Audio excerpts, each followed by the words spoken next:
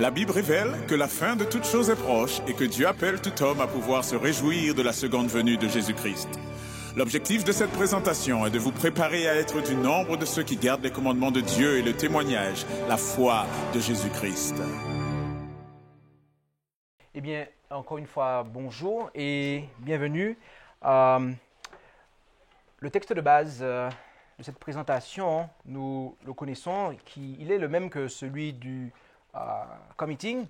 Il se trouve en Apocalypse 18, et les deux premiers versets, où il nous est dit « Après cela, je vis descendre du ciel un autre ange qui avait un grand pouvoir. La terre fut éclairée de sa gloire, et il cria avec force et à grande voix, et dit « Elle est tombée, Babylone la grande, et elle est devenue la demeure des démons, et le repère de tout esprit immonde, et le repère de tout oiseau immonde et horrible. » D'accord? Durant les présentations qui ont eu lieu depuis vendredi soir jusqu'à hier, nous avons considéré ce qu'était Babylone et nous avons vu les différents niveaux d'application concernant Babylone. Et nous devons comprendre que Dieu qualifie les organisations religieuses corrompues de Babylone car il y a une similitude. Il y a une similitude entre la Babylone littérale et la Babylone spirituelle. D'accord? Nous avons dit que Dieu fait cela car il y a une similitude entre la Babylone littérale et la Babylone spirituelle. Et c'est en raison de cette similitude qu'en réalité, les organisations religieuses apostates sont Babylone. Parce que, elles ont des caractéristiques similaires. Et nous devons comprendre, mes amis, que l'enjeu à l'époque de la Babylone littérale, pour le peuple de Dieu, était l'adoration. D'accord? Et nous pouvons voir cela en Daniel 3, versets 6 et 18. En effet, nous connaissons tous l'épisode de la statue que le roi Nebuchadnezzar avait dressée.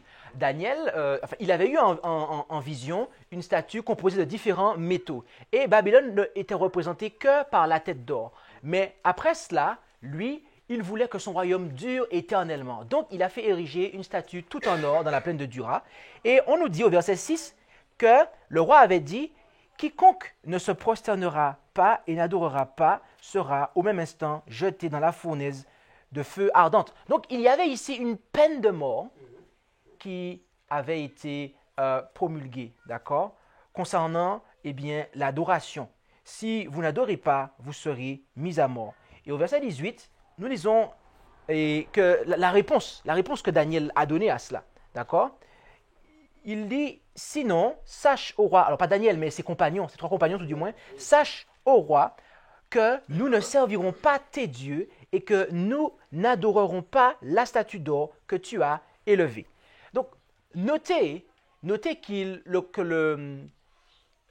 l'enjeu était l'adoration et qu'avec cette statue, il y avait des dieux qui étaient connectés. Je dirais, il y avait des dieux qui étaient liés au culte de cette statue. Et voyez-vous, l'enjeu est le même avec la Babylone spirituelle. L'enjeu est le même, c'est l'adoration. L'adoration. En effet, on nous parle de la Babylone spirituelle en des termes différents et nous savons qu'il s'agit de la même puissance dont on nous parle en Apocalypse 13. Lisons les versets 2 à 4. Et là, on nous dit « Et la bête que je vis ressemblait à un léopard. Ses pieds étaient comme ceux d'un ours et sa gueule comme la gueule d'un lion. Et le dragon lui donna sa force et son trône et un grand pouvoir. Et je vis l'une de ses têtes comme blessée à mort. Mais cette plaie mortelle fut guérie, et toute la terre étant dans l'admiration, tout du moins, suivit la bête. Et on adora le dragon qui avait donné son pouvoir à la bête. On adora aussi la bête en disant qui est semblable à la bête et qui pourra combattre contre elle. Et le verset 15 nous dit, concernant l'autre bête, qui s'élève à partir du verset 11, et il lui fut donné d'animer l'image de la bête, afin que l'image de la bête parlât, et elle fit mettre à mort tous ceux qui n'adoraient pas l'image de la bête. Donc ici, nous avons là l'antitype de ce qui s'est passé en Daniel 3. D'accord? Donc l'enjeu ici est l'adoration. D'accord? Et nous avons vu, durant les présentations précédentes, eh bien, qu'il s'agit ici de la papauté et que cela est lié en fait. Cette même puissance est décrite comme étant Babylone en Apocalypse 17, la mère des prostituées. Mes amis,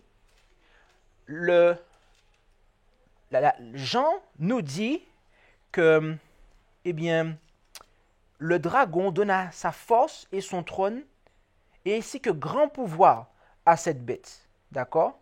Et que, au verset 3 et au verset 4, on nous fait comprendre que les habitants de la terre, lorsqu'ils sont en admiration et qu'ils suivent la bête, eh bien, en fait, ils adorent Satan, qui a donné son pouvoir à la bête. Vous avez compris cela? En suivant la bête, qui est-ce que les habitants de la terre suivent et adorent? En définitive, le père du mensonge, Satan, c'est cela. Car le dragon, en Apocalypse 12, verset 9, on nous dit que c'est Satan. Alors bien évidemment, nous savons qu'il s'agit aussi de l'Empire romain qui est représenté par le dragon. Mais justement, ça montre bien que c'est aussi Satan qui était derrière l'Empire romain et l'Empire romain avait donné sa force, son trône et son pouvoir à la papauté. Mais c'est Satan, en définitive, qui est derrière ça. Donc, nous devons comprendre que Satan emploiera la tromperie pour se faire adorer. Satan va employer la tromperie pour se faire adorer. Et voyez-vous, la puissance que Satan va employer pour se faire adorer sera un système ecclésial. Okay? Ce sera un système ecclésial car en Apocalypse 17, nous voyons qu'il se sert de cette femme, Babylone, la grande. D'accord? Et il est intéressant de noter que cette puissance est antichrétienne, mes amis. La papauté est antichrétienne. Elle est anti-Christ. Est-ce que nous comprenons bien cela? En 1 Jean 2, verset 22, on nous dit « Qui est menteur, si ce n'est celui qui nie que Jésus est le Christ? Celui-là est l'antichrist, qui nie le Père et le Fils. » Notez que l'antichrist nie le Père et le Fils. D'accord? Ok? Donc, Satan va se servir de ce système ecclésial, de cette église, pour se faire adorer. Et alors que le monde entier est en train de s'unir, avec la bête et son image, les 144 000 se trouvent en marge. D'accord? Ils sont en marge. Ils sont un peuple séparé et ne se joignent pas à cette adoration. Et ce groupe nous est présenté comme adorant le vrai Dieu, car son nom est inscrit sur leur front. D'accord? Mais ceux qui sont trompés par Babylone, eh bien, qu'est-ce qui est inscrit sur leur front? Qu'est-ce qui sera inscrit sur leur front? Qu'est-ce qui est inscrit sur le front de la Babylone? Remarquons cela en Apocalypse 17, au verset 5. Remarquez. On nous dit, et sur son front était écrit un nom. Un nom, hein? C'est quoi? Mystère. Babylone la grande, la mère des fornicateurs et des abominations de la terre. Mes amis, que dit Rome à propos de son Dieu? Parce que ici, lorsque la Bible nous présente ce qui est inscrit sur le front de cette église prophétique, eh bien, elle nous fait comprendre que le Dieu qu'il adore est un mystère. D'accord? Alors, maintenant, que dit Rome? Que dit Rome à propos de son Dieu? Remarquez la réponse. Dans l'ouvrage Handbook for Today's Catholic, à la page 12, le mystère de la Trinité est la doctrine centrale de la foi catholique. sur laquelle se fondent toutes les autres doctrines de l'Église. L'Église étudia ce mystère avec un soin particulier et, après 4 siècles de clarification, elle décida de définir la doctrine de la façon suivante. Dans l'unité de la divinité, il y a 3 personnes, le Père, le Fils et le Saint-Esprit, réellement distinctes les unes des autres. Ainsi, dans les termes du credo d'Athanase, le Père est Dieu, le Fils est Dieu et le Saint-Esprit est Dieu, et pourtant il n'y a pas 3 dieux, mais un Dieu.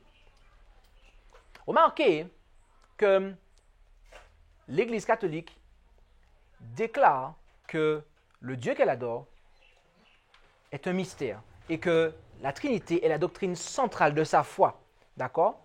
Et que sur cela se fondent toutes les autres doctrines. Et remarquez une chose, et je vous demande de bien retenir cela car nous allons en faire allusion à la fin de la présentation. Elle dit qu'elle étudia ce mystère avec un soin particulier et après 4 siècles de clarification. Après 4 siècles de clarification. Retenez bien ça, 4 siècles, siècles au pluriel, 4 siècles, d'accord? Elle décida. Qu'est-ce qui décida ici? C'est elle qui décida de définir la doctrine de la façon suivante. Ok? Donc, voilà le Dieu que l'Église catholique adore. Voilà le Dieu que Babylone adore, mes amis. Ok? Et vous savez, Babylone, si vous vous en rappelez, signifie confusion. Babylone signifie confusion. Dieu qualifie cette Église de confusion. Elle sème la confusion. Et la confusion, mes amis, est bien souvent le résultat du mélange erreur-vérité. Erreur-vérité. Oui, vous prenez un peu de vérité, un semblant de vérité, mais vous y faites un amalgame avec l'erreur et cela met la confusion. D'accord? Et c'est très dangereux car, voyez-vous, lorsqu'il y a un peu de vérité, eh bien ça attire. C'est là pour attirer, mais une fois qu'on est arrivé, qu'on a mangé ça, eh bien c'est la confusion dans notre esprit. C'est la confusion. Et lorsque l'on boit ce mélange, ce breuvage, eh bien, il en résulte de la confusion. Il en résulte de l'ivresse. Et voyez-vous, ce qui met la confusion dans cette affaire, et nous allons le voir, c'est que Babylone, l'Église catholique romaine, eh bien, a pris des noms divins, des noms bibliques, et les a placés sur un concept qui, lui, n'est pas biblique. Et c'est ce que nous allons voir durant cette présentation, durant les instants qui vont suivre. Elle a pris des noms pour les placer sur un concept qui, lui, n'est pas biblique. Et c'est cela qui met la confusion. L'Église catholique nous dit que son mystère est la Trinité. Mais est-ce que la Bible nous parle réellement de la Trinité? D'où vient la Trinité? Est-ce que vous savez d'où est-ce que cela provient, mes amis? Considérons un instant la Babylone littérale. Et revenons-y. D'accord? Vous savez, la Bible nous parle de Nimrod. D'accord? Pasteur Alain Stump a eu l'occasion de nous parler de Nimrod. Ok? Et Nimrod a eu pour femme, eh bien, sa mère. D'accord? Et c'est sa mère qui, avec lui, eh bien, qui ont établi un système de religieux en 3 parties. D'accord? Nimrod et sa mère ont établi un système religieux en 3 parties. Ok?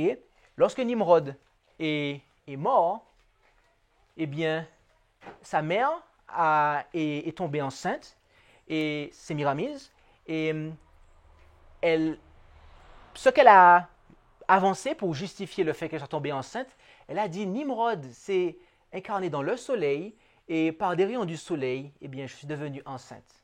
D'accord? Et du coup, c'était Tammuz en fait. Tammuz était le fils de Sémiramise qu'elle a soi-disant eu par un rayon de soleil. Et elle disait que c'était en fait Nimrod qui était ici, présent. D'accord? Voilà mes amis, comment ils ont la Trinité a commencé en fait. Voilà comment le système de religion en 3 parties a été établi. Avec Nimrod, Sémiramis, sa mère et sa femme, ils ont établi ce système de religion en 3 parties. Et Satan était ici adoré. Et nous comprenons, vu cette confusion, pourquoi Dieu a décidé de confondre les langages. Dieu a décidé de confondre les langues. Mais puisque les langues ont été confondues, les noms de cette première Trinité le furent également. Et oui, puisque cette Trinité avait été introduite avant que l'épisode de la tour de Babel n'ait lieu. Donc, automatiquement, nous devons nous attendre à voir ce concept présent en diverses langues. Et c'est le cas, mes amis. C'est le cas. Voici les différents noms des dieux de la Trinité. La Trinité de Babylone, donc nous l'avons dit, Nimrod, Tammuz, Sémiramis. La Trinité de l'Égypte, Osiris, Horus, Isis ou Ra. La Trinité de la Grèce, Zeus, Apollo, Athéna. La Trinité de l'Inde, Brahma, Vishnu et Shiva. Et la Trinité de Rome, le Rome impérial, Jupiter, Mars et Vénus. Ainsi, vous retrouvez ce concept dans la Trinité dans différentes cultures, mes amis. Dans différentes cultures. Et ce, parce que lorsque Dieu a confondu les langages, dans les langages qui ont été, qui ont vu le jour après cet épisode, ils sont partis avec ces concepts de la Trinité. C'est pour cela que dans ces cultures, vous avez des trinités. Mais chacun ils ont des noms différents. Mais c'est le même concept, mes amis. Le même concept qui remonte à la Babylone antique. Le même concept, mais avec des noms différents. Et pour les Égyptiens, le soleil du matin, du midi et du soir, représentait leurs 3 dieux. D'accord? Soleil du matin, du midi et du soir. Cela représentait leurs 3 dieux. Et d'où les 3 anneaux en forme de triangle équilatéral, lesquels représentent ces 3 soleils. D'accord? Lorsqu'ils sont associés, le soleil du matin, du midi et du soir, lorsque vous les associez, vous avez un triangle équilatéral qui vous est présenté. D'accord? Et de plus, la particularité du triangle équilatéral, c'est que, vous vous en rappelez? C'est que les 3 côtés sont égaux. Et est-ce que vous connaissez la valeur de ces 3 côtés? 60 degrés.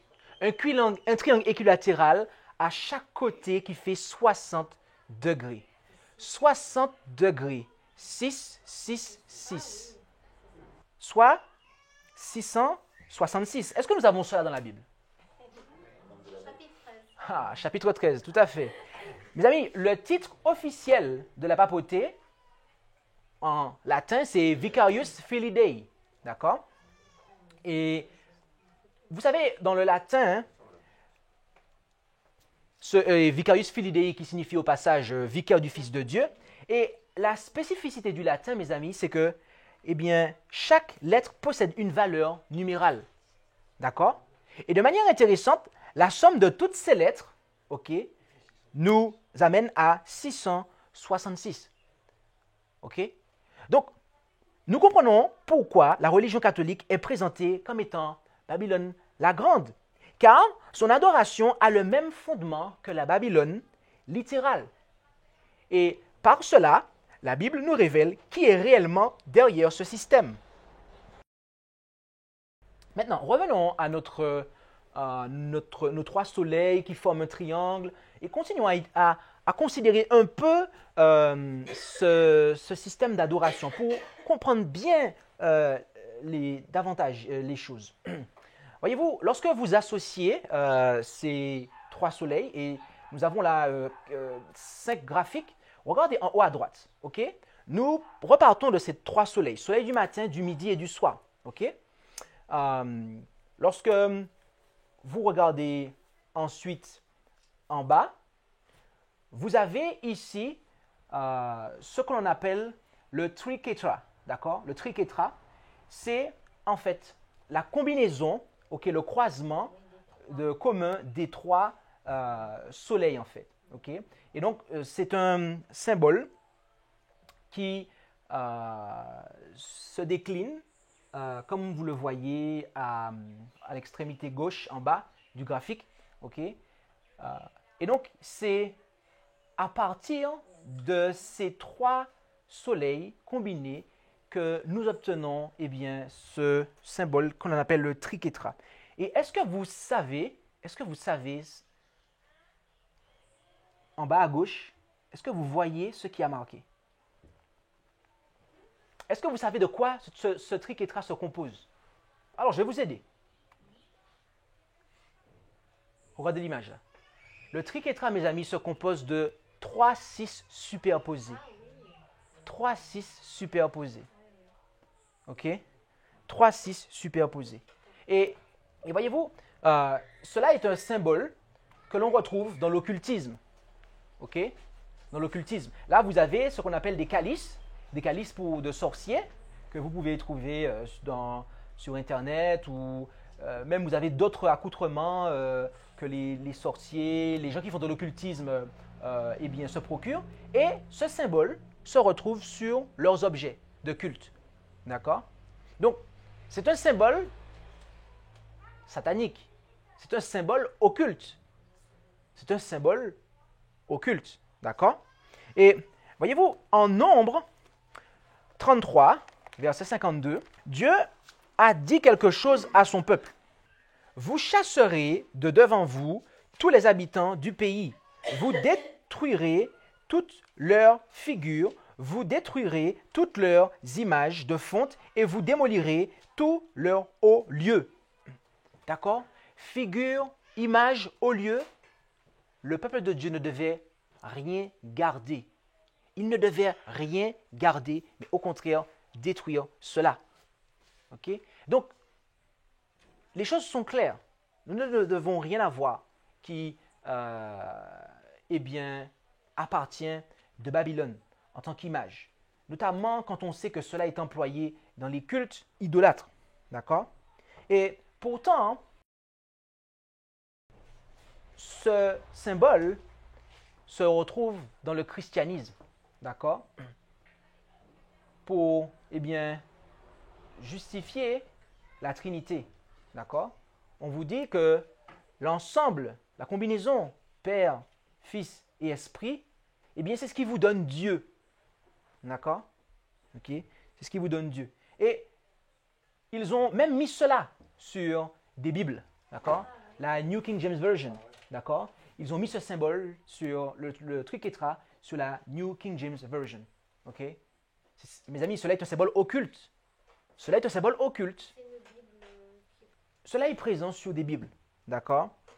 Et même sur des vitraux d'église. D'accord? Des vitraux dans des bâtiments.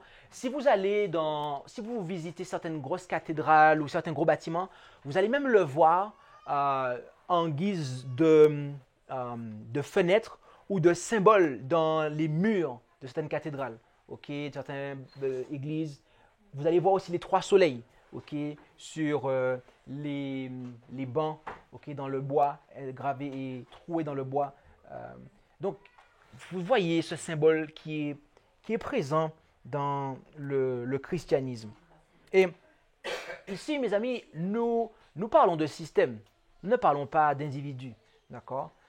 Nous devons bien saisir cela. Nous ne voulons pas attaquer les individus, mais nous parlons d'un système car il y a malheureusement des individus qui sont dans ces systèmes et qui, sans le savoir, participent à des cultes païens en réalité. OK? Ils participent à des cultes païens. Et j'aimerais que nous considérions une partie du credo d'Athanase. D'accord? Il y a pas mal de points, mais j'aimerais que nous considérions quelques-uns de ces points. Et nous le trouvons dans l'ouvrage The Creed of Christendom, volume 2, pages 76 à 70. Et ce credo dit, entre autres, « Quiconque veut être sauvé doit avant tout avoir la foi catholique. » 2. S'il ne la garde pas entière et pure, il périra sans aucun doute pour l'éternité. 3. Voici la foi catholique. 2 points. Nous vénérons un Dieu dans la Trinité et la Trinité dans l'unité. 13. De même, tout-puissant est le Père, tout-puissant le Fils, tout-puissant l'Esprit Saint. 14. Et cependant, ils ne sont pas trois tout-puissants, mais un tout-puissant. 17. Ainsi le Père est Seigneur, le Fils est Seigneur, l'Esprit est Seigneur. 18. Et cependant, ils ne sont pas trois Seigneurs, mais un Seigneur. 26. Mais les personnes sont toutes trois également éternelles et semblablement égales. 44. Telle est la foi catholique. Si quelqu'un n'y croit pas fidèlement et fermement, il ne pourra être sauvé. Donc, notez ici que voilà la foi catholique. Exactement. Vous savez, lorsque ce message qui dénonce la Trinité, ce message de restauration de la vérité sur Dieu, et a commencé à progresser dans le milieu francophone, il y avait, mes amis, des sites adventistes, pas mal de sites, qui affichaient ouvertement que la Trinité sur laquelle ils adoraient était basée sur le credo d'Athanase.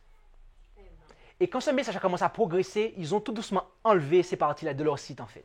D'accord? Mais nous allons apporter une preuve tout à l'heure, à la fin de cette présentation. Restez bien concentrés, connectés. Suivez bien, car nous allons tout à l'heure écouter quelqu'un de reconnu qui va nous le dire, d'accord? Qui va nous dire très clairement que la Trinité, qui est adorée dans l'adventisme, est la même qui est adorée dans le catholicisme. Donc, voici le Dieu qui est adoré dans le système catholique, mes amis. Et aujourd'hui, il y a beaucoup de chrétiens sincères qui adhèrent à ce credo en pensant adorer Dieu, en pensant adorer le vrai Dieu. Mais cela est en fait une supercherie. Cela est en fait une supercherie de Satan, car ce concept de Trinité ne trouve pas son origine dans la Bible, mais à Babylone. Et notez comment Satan trompe les gens. Notez comment Satan trompe les gens. Il emploie le même concept, mais avec des noms différents. OK? Il y avait quoi? Il y avait Nimrod, OK? Témiramise, Tammuz, en fait, différentes personnes, différents noms, et on avait vu ce qu'était la Trinité de l'Empire romain, Jupiter, Mars, Vénus. Ça, c'est la Trinité de Rome, de la Rome impériale. Mais quelle est la Trinité de la Rome papale? Dieu le Père, Dieu le Fils, Dieu le Saint-Esprit. Mais mes amis, ce sont juste des noms.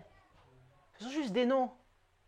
C'est comme si vous savez, ici, là, le pupitre, il a été mis en place par Luciano.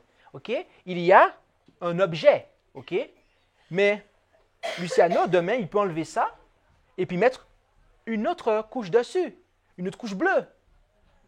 Et on pense que c'est quelque chose de différent. Mais en fait, c'est juste une couverture, en fait. C'est juste une couverture. Lorsque vous enlevez la couverture, vous voyez l'objet. Eh bien, c'est pareil. Vous pouvez enlever Jupiter, Mars, Vénus, et mettre à la place Dieu le Père, Dieu le Fils, Dieu le Saint-Esprit. C'est le même concept. C'est trois dieux qui ne forment qu'un. D'accord? Trois dieux qui ne forment qu'un. Un Dieu en trois parties. Et voilà comment Satan introduit la confusion, mes amis. Voilà comment Satan introduit la confusion. Et voyez, nous avons là, sur cette image, à gauche, OK, représenté la Trinité. D'accord? Et remarquez à gauche toujours, il y a trois soleils derrière leur tête. Trois soleils. Et à droite, vous avez la Trinité hindoue. Et qu'est-ce qu'il y a encore? Trois soleils. Mes amis, ils ont des noms différents. C'est 6 noms différents, OK? 3 ici, 3 là-bas. Mais c'est le même concept qui est en dessous. C'est le culte du soleil, mes amis. Soleil levant, soleil au zénith, soleil couchant. Les 3 phases, Trinité, mes amis. le même concept est entré dans l'Église, mais avec des noms bibliques sacrés. Et c'est pour cela que nous devons savoir qui nous adorons, bien-aimés. Autrement, Satan nous trompera par son faux système d'adoration. Et l'adventisme aussi n'a pas été épargné. En effet, Woodrow Wilson et Jerry Moon et John W. Reeve, 3 auteurs adventistes, 3 ministres de l'évangile adventiste, ils ont écrit un livre, The Trinity, c'est-à-dire la Trinité. D'accord? Et remarquez le symbole qu'ils ont mis sur leur livre. Remarquez le symbole, le triquetra. D'accord? Remarquez le symbole. Et l'objectif du livre, c'est de comprendre l'amour de Dieu, son plan du salut, et ainsi que les relations chrétiennes. D'accord? Donc, déjà, en regardant simplement la couverture du livre, avec cette présentation historique, on se rend compte qu'il y a un problème tout de suite. OK? C'est même pas la peine déjà de commencer à rentrer dans le livre. On se rend compte déjà rien que sur la couverture qu'il y a un problème. Mais nous allons rentrer dans le livre pour nous rendre compte qu'il y a vraiment un problème. OK? Et avant même de rentrer dans le livre, remarquez la chose suivante. Remarquez la tiare du pape Bénédicte. Regardez ça. Qu'est-ce qu'il y a sur sa tiare? Les 3 soleils dans un triangle et en fait, on a le triquetra. D'accord? Regardez, mes amis. Le pape porte sur sa tiare le symbole du Dieu de sa religion, de son Dieu. Et ce symbole-là se retrouve dans l'adventisme. D'accord? Donc, déjà, en remarquant cela, on se rend compte qu'il y a un problème. Il y a un problème. Mais assurons-nous qu'il y a vraiment un problème en entrant dans l'ouvrage. À la page 273, il est dit « L'unité en nature et en caractère des 3 personnes de la divinité soulève la question très utile concernant la prière, la louange et l'adoration. Vers qui devrions-nous diriger nos requêtes et notre adoration lors de nos dévotions personnelles ainsi que lors de nos cultes publics? Qu'en est-il de la prière adressée directement au Saint-Esprit? » Alors, on continue. Bien que dans l'Écriture, nous n'avons pas d'exemple clair à ce propos, ni de commandement direct demandant de prier l'Esprit, agir de la sorte, en principe, est quelque peu implicitement soutenu par la Bible. Il semble tout simplement logique que le peuple de Dieu puisse prier directement le Saint-Esprit et l'adorer. Mes amis, nous avons là un exemple de contradiction. Vous avez suivi la supercherie? On vous dit que la Bible ne donne pas d'exemple, pas de commandement, mais il semble implicitement que, un peu, ce soit logique de faire ça. Pas de commandement, pas d'exemple, mais on pense que c'est biblique. On pense que c'est biblique. Et cela est un livre adventiste, mes amis. Et les auteurs de cet ouvrage sont vivants. Ainsi, nous voyons que ce Dieu de la Trinité est réellement adoré dans le christianisme et même dans le peuple adventiste. Mes amis, nous devons adorer le Père et le Fils seuls. Et est-ce que vous savez pourquoi? Parce qu'il y a au minimum 7 textes dans la Bible qui nous disent que Dieu a tout créé par son Fils, point très à la ligne. D'accord? Dieu a tout créé par son Fils. Et mes amis, lorsque nous adorons le Père et le Fils, eh bien, cette adoration est liée en fait et sera caractérisée dans le fait que nous allons observer eh bien, le jour qui a été mis à part comme mémorial de la création, d'accord, le sabbat du 7e jour. Mais lorsque il y a une contrefaçon, il y a un jour opposé qui contient un signe opposé, car nous savons que le sceau de Dieu se trouve dans le sabbat. Le sabbat est le commandement qui contient le sceau, d'accord, qui contient le sceau de Dieu. Et en Apocalypse 13, verset 16, on lit « Et qu'elle faisait que tout petit et grand, riche et pauvre, libres et esclaves, prennent une marque à la main droite ou au front. Donc, il y a la marque de la bête qui sera imposée. Et cette marque vient s'opposer au sceau de Dieu. Cette marque est un signe d'allégeance au Dieu qui est adoré. D'accord? Le sabbat est le signe d'allégeance au seul vrai Dieu, mais le sabbat du 7e jour, mais le sabbat du premier jour, qui est en fait la marque de la bête, eh bien, est le signe d'allégeance au Dieu de Rome. Et rappelez-vous, mes amis, que c'est Satan. Rappelez-vous que c'est Satan qui se cache derrière tous les dieux païens, et la Trinité inclus. Et notez la chose suivante, de manière spécifique. Dans des duos et catéchismes à la page 125, à la question 1092, qu'est-ce que le dimanche ou jour du soleil en général? Eh bien, Henri Tuberville répondit, c'est un jour dédié par les apôtres, dit-il, en l'honneur de la très sainte Trinité, et en mémoire du fait que Christ notre Seigneur se releva d'entre les morts le dimanche. C'est donc pour cela qu'il est appelé le jour du soleil. Il est également appelé jour du soleil en raison de l'ancienne dénomination romaine Dies Solis, le jour du soleil, pour lequel il fut sanctifié. D'après les autorités catholiques, le premier jour de la semaine, le jour du dimanche, il est dédié en l'honneur de quelle divinité? La Sainte Trinité. Il dit que c'est un jour dédié, soi-disant par les apôtres, en l'honneur de la très sainte Trinité. Alors, rappelez-vous que là, il y a un mensonge, puisqu'ils avaient dit tout à l'heure qu'il aura fallu 4 siècles. Mais mes amis, les apôtres étaient avant ces 4 siècles.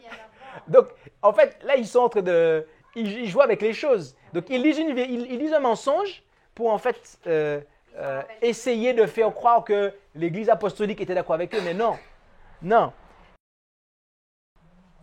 Ainsi, la sanctification du dimanche, mes amis, la sanctification du dimanche, le jour du soleil, est intimement liée à la Trinité, le Dieu soleil. Je reprends. La sanctification du dimanche, le jour du soleil, eh bien, cela est intimement lié à la Trinité qui est le Dieu du soleil. Et le nom moderne, mes amis, le nom moderne du Dieu soleil est la Trinité. Je reprends. Le nom moderne, et après tout ce que nous avons vu là en ce matin, le nom moderne du Dieu soleil, c'est la Trinité, mes amis. Et voyez-vous, à la fin des temps, le conflit final portera sur notre jour d'adoration. Mais bien plus qu'un jour, voyez-vous, cette adoration manifeste quel Dieu que vous adorerez. Car le jour que l'on sanctifie indique quel Dieu nous adorons. OK? Ainsi, l'adoration de la Trinité amène au dimanche, mais aussi à Satan. L'adoration de la Trinité amène au dimanche, mais aussi à Satan. Et notez le dogme de la Trinité. Et j'ai mis la source en bas, catholique.org. La Trinité est le terme employé pour désigner la doctrine centrale de la religion chrétienne. Oh! Notez ce qu'on avait vu tout à l'heure dans des Handbook for Today's Catholic. Il avait été dit que c'était la doctrine centrale de la foi catholique. Mais là, on nous dit que la doctrine centrale de la religion chrétienne. Wow! Wow! C'est plus catholique. Hein? Là, c'est de la religion chrétienne. Ça veut dire qu'en fait, ils sont en train de dire qu'il n'y a pas de christianisme sans ça, en fait. OK? Ici, l'Église catholique ne dit pas que cet enseignement est la doctrine centrale de la religion catholique, mais de la religion chrétienne. Ainsi, le pape, mes amis, le pape souhaite que tous les chrétiens acceptent son Dieu. Acceptent son Dieu. Et rappelez-vous ce qui nous est dit en Daniel 7, verset 25. Qu'est-ce qui nous est dit là? Daniel 7, 25. Il espérera changer les temps et la loi. Il espérera changer les temps et la loi. Et mes amis, le texte dit il l'espérera. Il ne dit pas qu'il va changer. Parce qu'il ne peut pas en fait toucher à ça. Mais il l'espérera.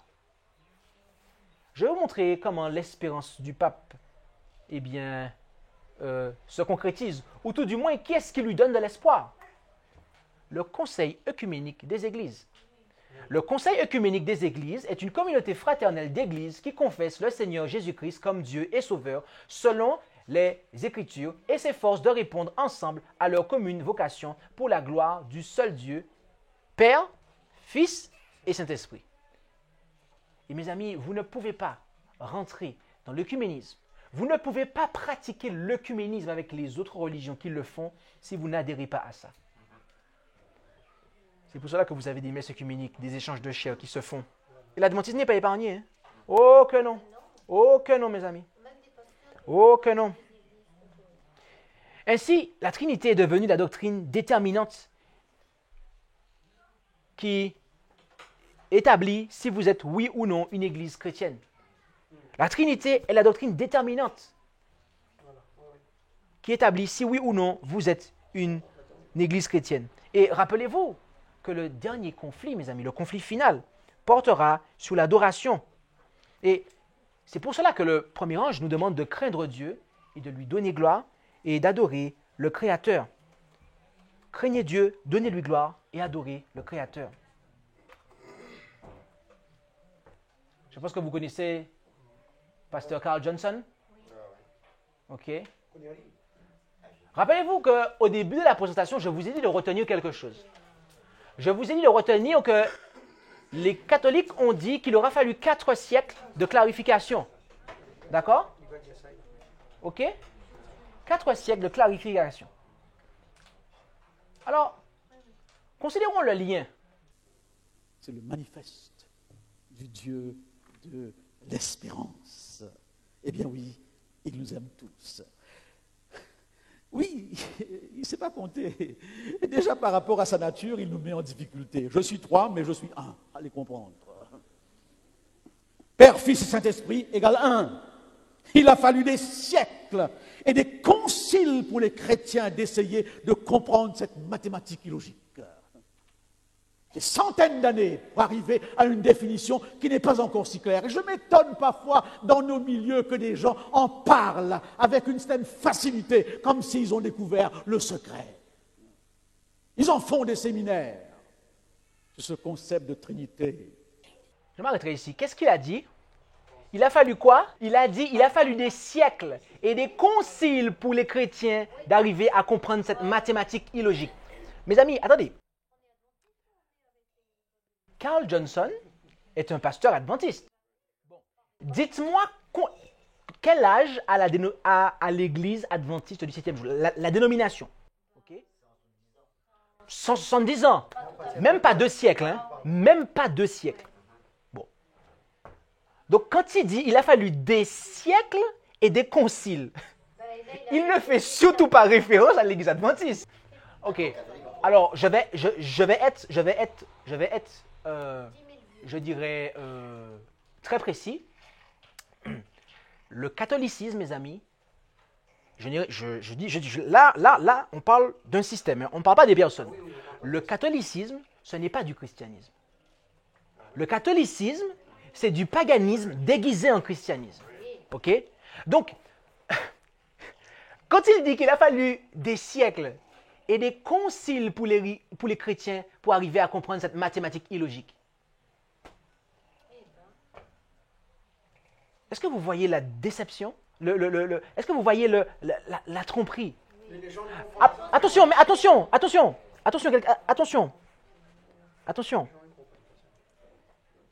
Je ne pense pas qu'il soit malhonnête. Je ne veux pas juger de ses sentiments, de ses intentions, de son cœur. Je ne suis pas là pour faire cela. Mais je dis juste, et nous avons juste visionné cette vidéo pour voir que lui, homme instruit, reconnu dans le milieu francophone, et que vous connaissez ici à La Réunion, lui-même vous dit que le Dieu qui a été adoré dans l'adventisme aujourd'hui, c'est le Dieu qui a pris naissance dans les conciles de Rome. Ellen White déclara dans Prophètes et Rois, des multitudes ont une conception erronée de Dieu et de ses attributs, et elles servent ainsi un faux Dieu comme les adorateurs de Baal. Lorsque vous avez une conception erronée de Dieu et de ses attributs, mes amis, eh bien, vous servez un faux Dieu, tout comme le faisaient les serviteurs de Baal. Et voyez-vous, nous pourrions nous dire, oui, mais peut-être qu'il est sincère, ou peut-être qu'elle est sincère, ou peut-être que, en fait, c'est pas vraiment ça que Dieu va regarder.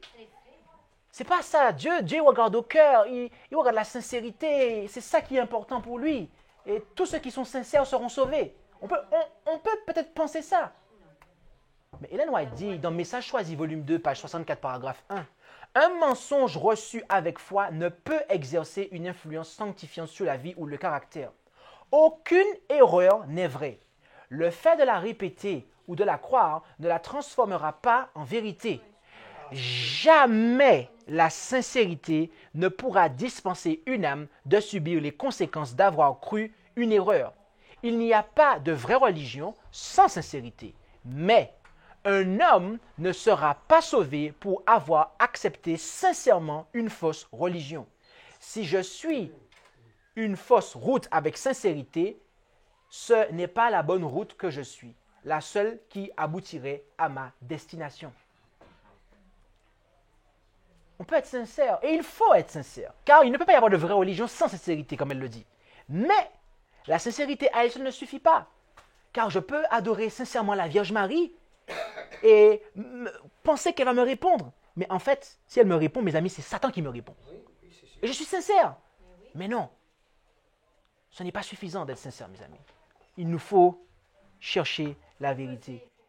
Et il y a beaucoup de personnes qui sont dans Babylone et qui ne sont même pas forcément dans les bâtiments de l'Église catholique, mais que Babylone est dans leur tête. Babylone est dans leur tête, mes amis. Et ils ont le Dieu de Babylone. Ils ont cette compréhension de Dieu. Ils ont cette compréhension de Dieu trinitaire qui, en fait, détruit l'idée et la place que le vrai Dieu et son Fils veulent avoir dans notre vie. Mes amis, en cette fin des temps, serons-nous semblables aux 3 jeunes Hébreux qui n'ont pas fléchi le genou devant le Dieu de Babylone dans la plaine de Dura? Je prie afin que oui. Et pour cela, nous devons démasquer, mes amis. Pour ce faire, pour rester fidèles, nous devons démasquer les pièges de Satan afin de savoir ce qui ne vient pas de Dieu et ce qui vient de lui. Donc, maintenant, nous savons quel est le Dieu de Babylone. Et nous savons pourquoi ce Dieu qui est adoré dans la Babylone spirituelle est un faux Dieu. Et nous savons que c'est un Dieu qui a pris naissance dans la Babylone, dans l'ancienne Babylone. D'accord? Et que cela est de l'idolâtrie, du paganisme sous couvert de christianisme. D'accord? Nous avons nos Bibles. Nous avons les témoignages. À la loi et au témoignage. Si on ne parle pas ainsi, il n'y a point d'aurore pour le peuple. Puisse Dieu nous bénir. Amen. Merci d'avoir écouté cette présentation avec intérêt. Pour plus d'informations, consultez notre site internet lereste.org et suivez-nous sur Facebook ainsi que sur YouTube à @lereste. Vous pouvez aussi nous contacter par email à info@lereste.org ou par téléphone au +33 6 12 60 13 69.